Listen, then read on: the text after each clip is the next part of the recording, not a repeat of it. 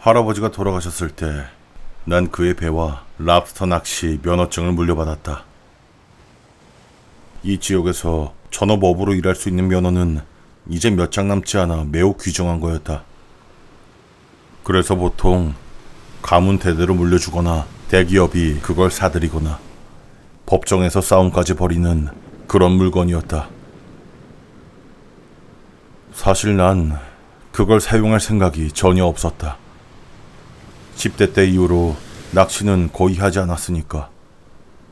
하지만 도시 생활은 점점 날 지치게 했고 슬픔이란 건 참 묘해서 결국 사람이 나고 자란 곳으로 다시 끌고 오곤 한다. 그렇게 난 다시 돌아왔다. 배의 상태는 나쁘지 않았다.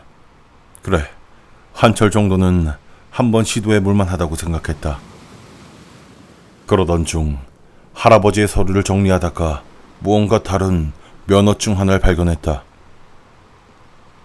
정식 면허 뒤쪽에 다 낡은 봉투 속 그 면허가 숨겨져 있었다.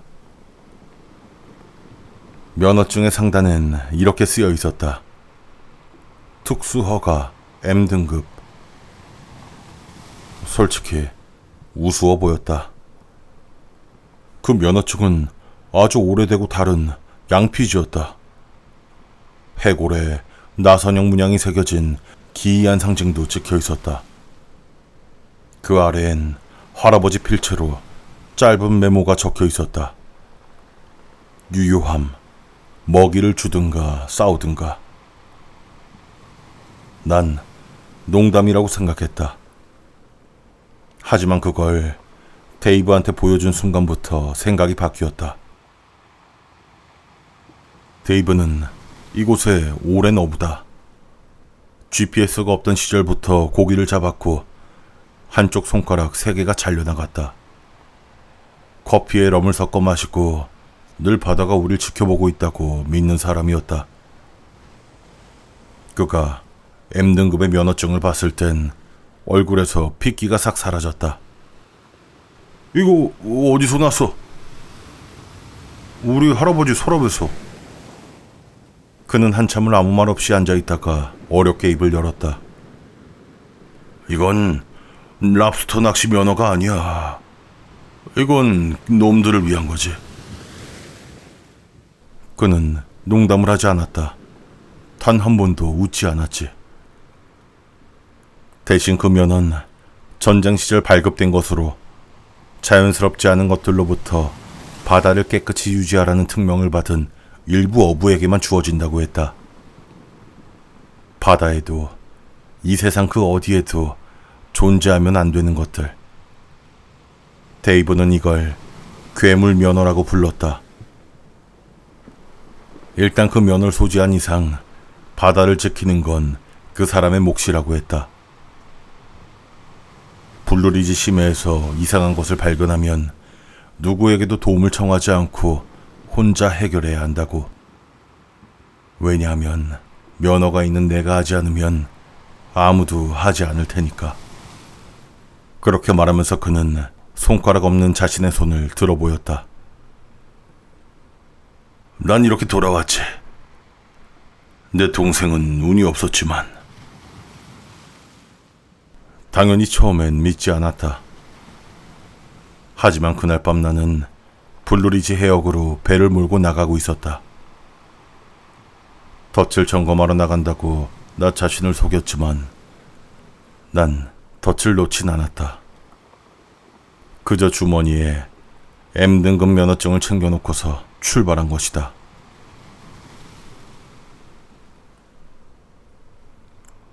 바다는 침묵했다. 고요한 것이 아니라 침묵. 갈매기도 없었고 곤충도 없었다. 파도만 조용히 찰싹거렸다. 그때 갑자기 레이더에서 소리가 들렸다. 낚시를 접은 지 오래지만 고깃대의 형태나 큰 물고기의 아치형 패턴은 여전히 기억하고 있었다. 하지만 이건 그런 게 아니었다. 거대하고 정지된 무언가가 천천히 떠오르고 있었다. 배가 움직였다. 처음엔 부드럽게, 곧이어서 격렬히 좌우로 늘렸다. 난간을 넘어서 물이 쏟아져 들어왔다. 그리고 소리가 들렸다.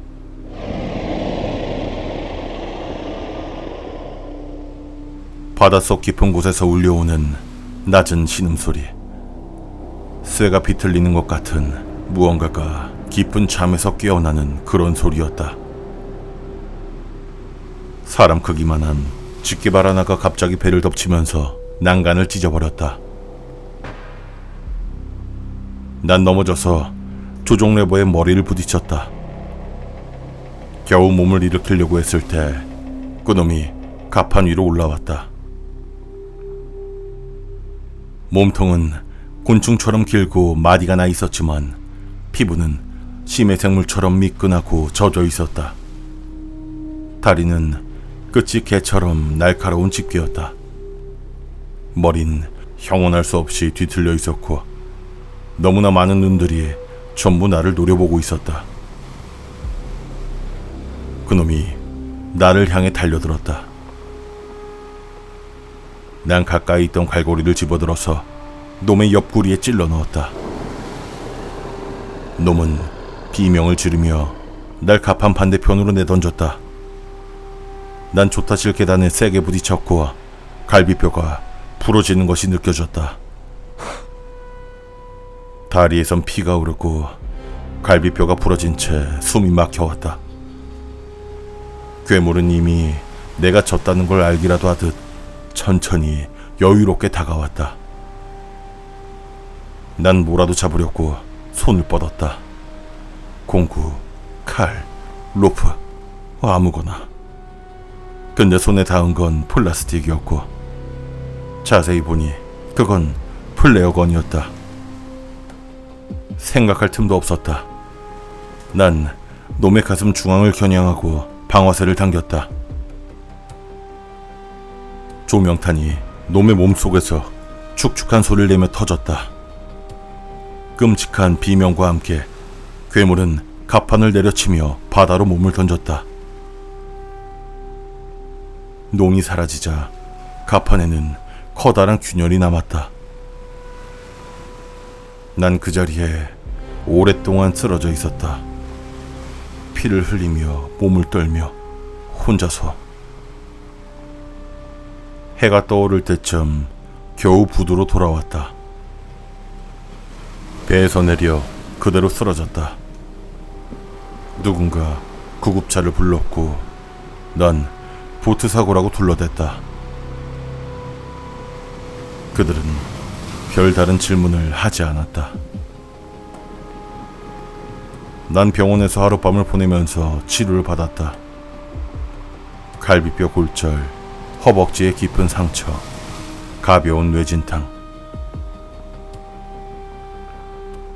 다음날 아침 퇴원하자마자 보트로 돌아갔다. 전부 정리하고 면허를 팔고 서류를 불태울 생각이었다. 난 떠나려고 했다. 하지만 배에 오르자 서랍이 열려있는 게 보였다. 그 안엔 M등급의 면허증이 마른 핏자국으로 얼룩진 채 놓여 있었다. 난 할아버지를 떠올렸다. 할아버지가 매년 계속해서 바다로 나갔던 이유를. 할아버지가 아니었다면 이 마을이 어떻게 되었을지 생각했다. 그 괴물 하나만 있는 게 아닐 거였다. 다른 놈들도 분명 더 있다. 어쩌면 더 끔찍한 놈들이. 지평선을 바라보았다. 짙은 안개가 밀려오고 있었다.